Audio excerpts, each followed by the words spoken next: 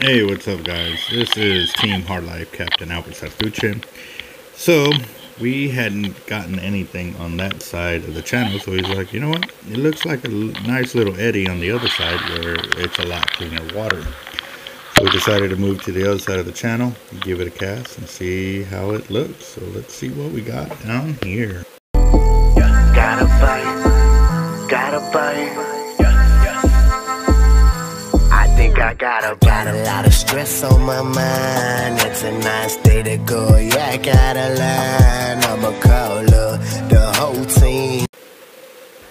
Alright guys, so one of the things that I was really concerned about was once I did get the camera to be up off the bottom, that how much disturbance would we get with the current coming through. And that is one of the things I am really paying close attention to with the videos, because I mean that's gonna be a thing. If we get it up off the bottom, is it gonna be left to right, up and down? I mean, is it not gonna be stable? Is there gonna be a lot of things that we're gonna have to deal with on this? Or, you know, these are a bunch of unanswered questions that we have not crossed that barrier in this. And there was actually another video right before this, and I decided not to post it. And I'll give you a quick rundown as to why. It got covered up in seaweed and stayed covered in seaweed for the whole length of the whole hour. I lost a whole video because clumps of seaweed gathered up on the line, and that's all you saw. We did not see anything other than a little tidbits of between the branches and seaweed. So this is the third video, and I'm still working it, like I said. And from what it looks like, it is looking really nice and stable.